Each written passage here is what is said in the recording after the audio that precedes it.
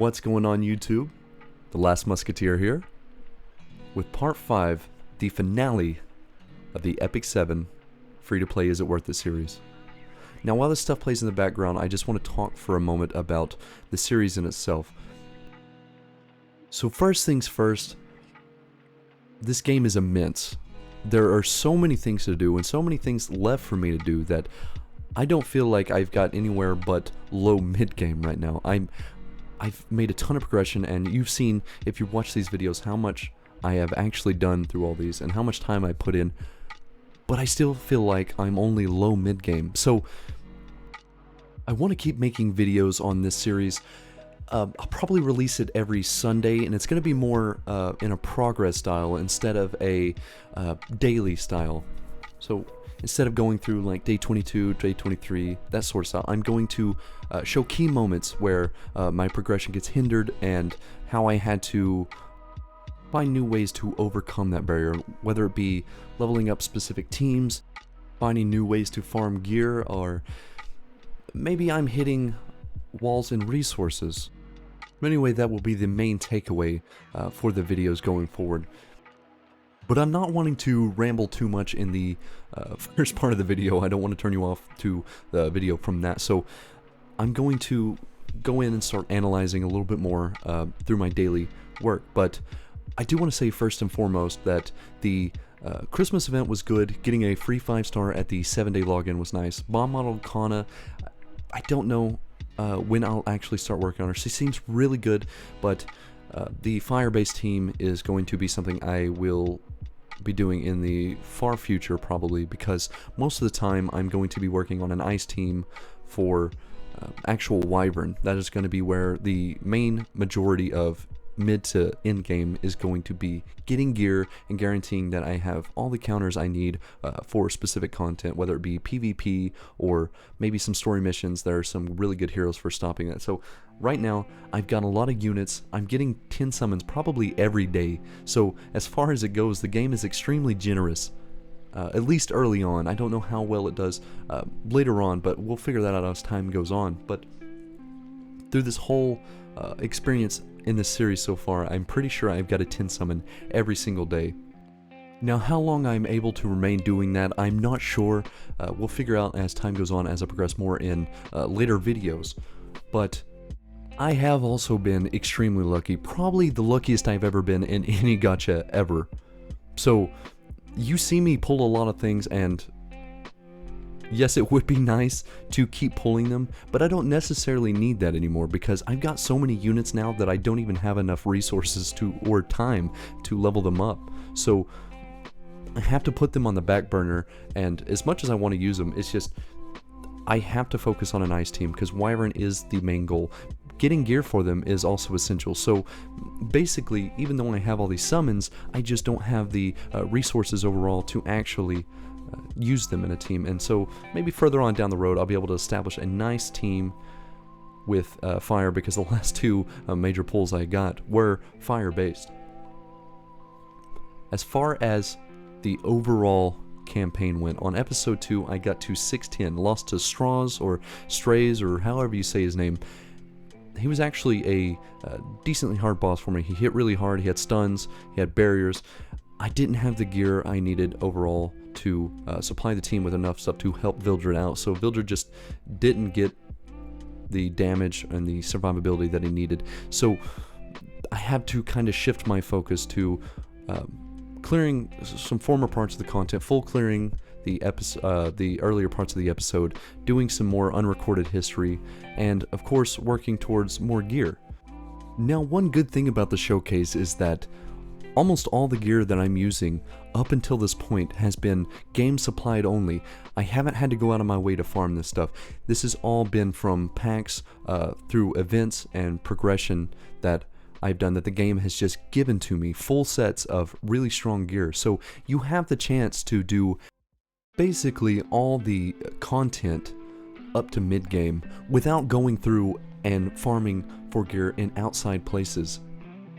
So in that sense, I put it above most other gachas in terms of supplies that it gives, because a majority of the time you'll run into one that has oh, you farm a certain amount, but you don't have the energy to farm, you know, more than like 20 times a day, and so your gear progression is actually extremely slow. While in this case, I have time to get to mid-game without ever doing gear farming, so I can spend all the extra energy I have later on to do something like Wyvern and get as much gear as I possibly can. Now, the re-rolling for the gear is actually a little rough, and people had mentioned in the comments about how much this is actually a problem between the free-to-play and the Wells, because if you have a team that can take out Wyvern 13, especially fast, getting the resources to roll gear isn't going to be that bad.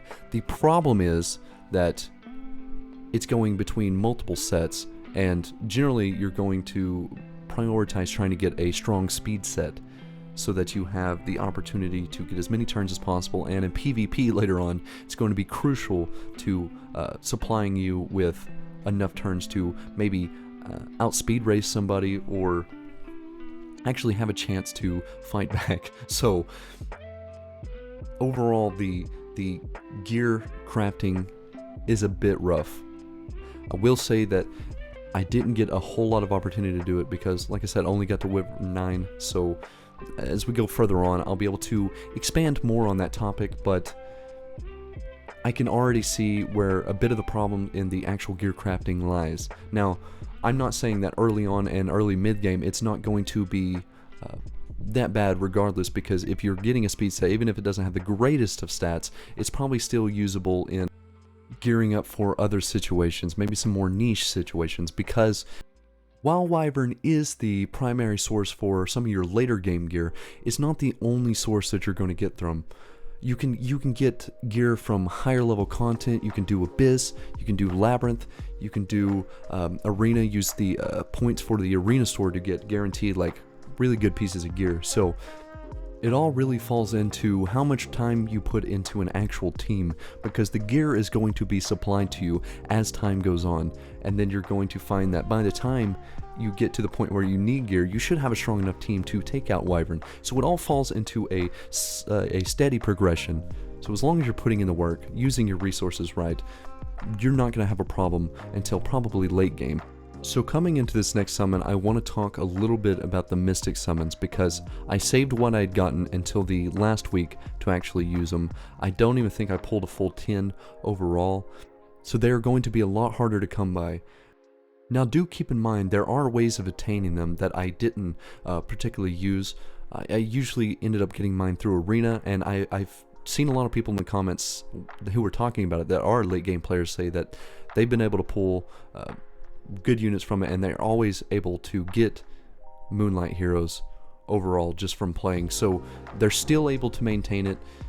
They've gotten a lot of good pulls, but they said they've also been high level PvP without an actual light dark hero. So do keep in mind these aren't particularly necessary. This is more for the whaling aspect if you want to be the top of the PvP chain. So don't worry too much about them if you're not getting those summons. You know, you're going to have ample opportunity to do Moonlight summons through your actual Covenant summons and getting the gold transmit stones and trading them.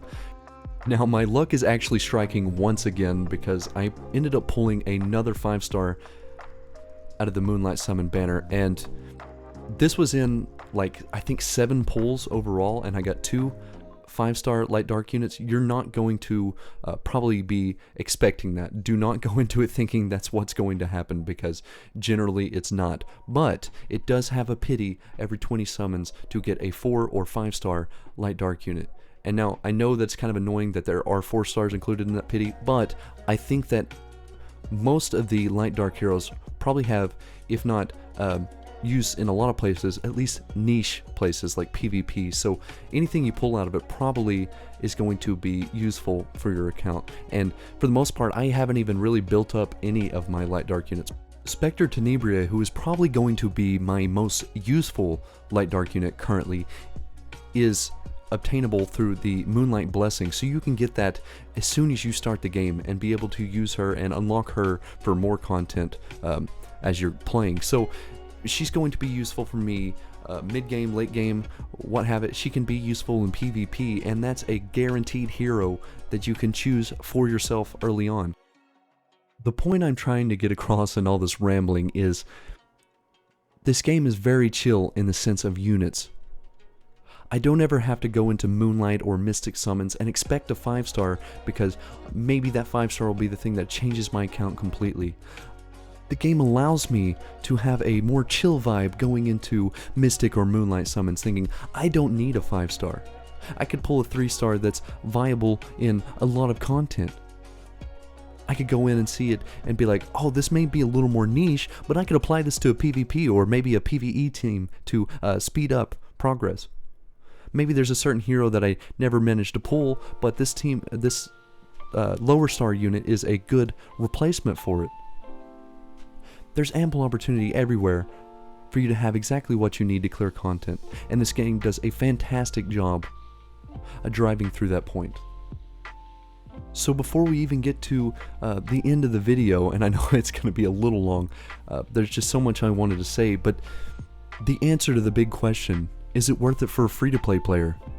I think absolutely yes. The artwork, the animations, the story, the voice acting, the events, the resources, the units, I could go on and on and on.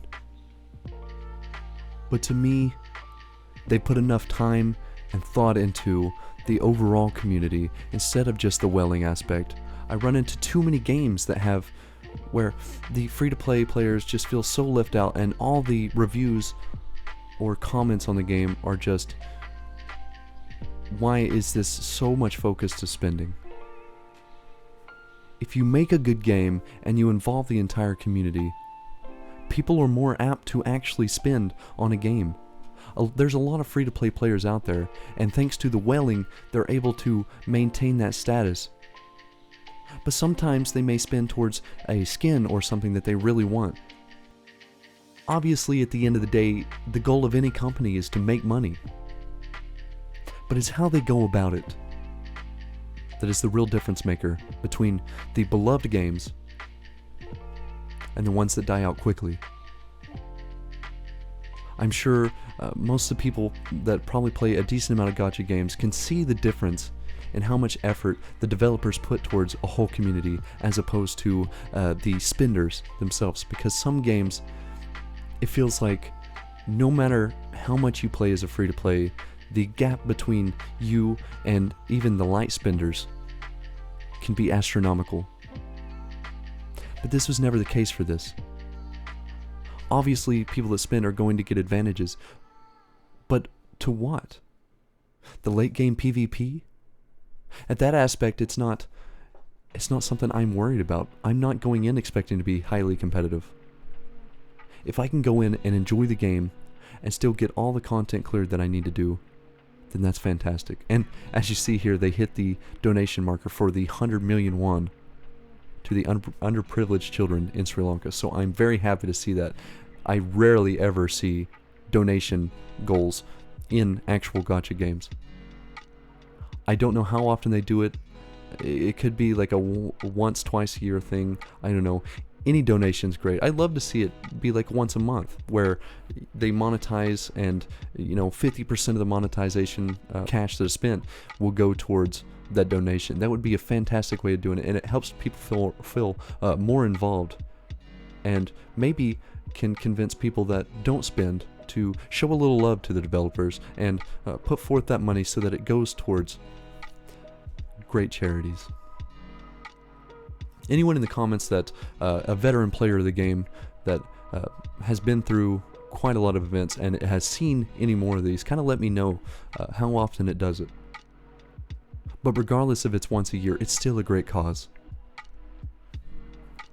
Now obviously this game's been around a long time, so regardless of what anyone says, no one's really going to have the influence to change anything. So if there are gripes you have, you can talk to me about it in the comments. I will respond. I will let you know my thoughts on things. And as we're going into the secret shop, I wanted to talk about this for a second because it's important. Somebody talked about it in the comment section, but you can get Covenant and Mystic summons from this. You get 5 per roll of the Covenant and 50 per roll of the Mystic. 50 taking 1 pull from the Mystic Summon, 5 being 1 pull from the Covenant, respectively. So I started at like 2,900 and got down to 2,600 and got a full 50 Covenant summons. I'm not sure how lucky that is overall, but if you compare it to actually buying from the Skystone shop, use 950 Skystones to get a 110 summon. So out of there, I saved like 600 or 500 something Skystones overall and got the same amount of summons. So that's actually a fantastic thing. I'm glad they did that. It doesn't go up every time you re-roll. It stays at 3 the whole time, so you can keep doing that. Yeah, you're going to have to spend a lot more gold, and gold, I'm finding as I'm going on later on, that it's a little less common, and I'm probably going to run out at some point, but I still somehow maintain around at least 4 million, even if I'm spending a whole lot towards upgrading. Now, one thing I wanted to include before the end of the video is this Labyrinth run, because this is where a lot of the actual strategizing took place. As far as this playthrough, most of the stuff has been fairly easy to figure out and understand where I'm going wrong on stuff, but this is more of a having the morale.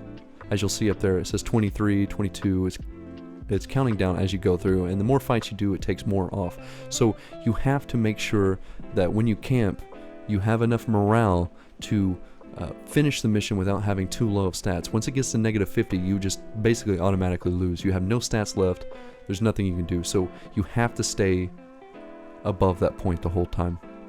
So I experimented probably 20 different teams before I found one that actually was able to complete it, and it's with Vildred, Angelica, Lorena, and Armin, and I believe all of these heroes other than Vildred are actually obtainable through the recruitment tab. I'm not quite sure about Armin. I'm pretty sure Lorena and Angelica both are, but this team seems to be really good. Angelica and Lorena together, I used both of their cheers, their comforting and then the heroic cheer, to get a bunch of morale, and it gave me enough that I was able to finally complete it. And I gotta tell you, when I first did it, I was so happy. It was the biggest relief I've had so far in this game, the only frustrating thing that I've dealt with. So I do want to say, if you're playing the game, be sure to actually go and look up a guide for morale, or maybe they have some type of morale calculator out there that you can use, because you do not want to try to do this blind. It was the most frustrating part. But I finally got Labyrinth 1 done, and there are plenty more, and the rewards go up significantly as time goes on. They get harder, of course, but the higher level ones probably offer some insane rewards, because the second version already has tier 67 gear, so that's insane. Now Abyss, I haven't got anywhere since 53. I hit that gap, that roadblock, and hadn't progressed since then. It's important that you keep working to do it, because it has some absolutely fantastic rewards. Wyvern, I got to 9. The Ice one I ended up getting to 11, though I hadn't tried to work on most of the other ones right now. Moonlight Blessing, I nearly have Spectre Tenebri all the way unlocked, and these Achieving Adventurer that you get after you beat the first, the main ones, I have most of them done, though I haven't done the one around like part 2 of it, so I can't unlock most of the stuff until I actually do that. But I will go back and do that at some point to get all those rewards, because they give absolutely fantastic rewards. Alright, so here we are at the end of the video, guys, and I know it's been a really long one, but there was a lot I needed to say, and I still feel like there was a lot I didn't talk about. Maybe I rambled too much. I apologize if that's the case, but Vildred, I hadn't changed his gear from the starting gear that I got on like day 3.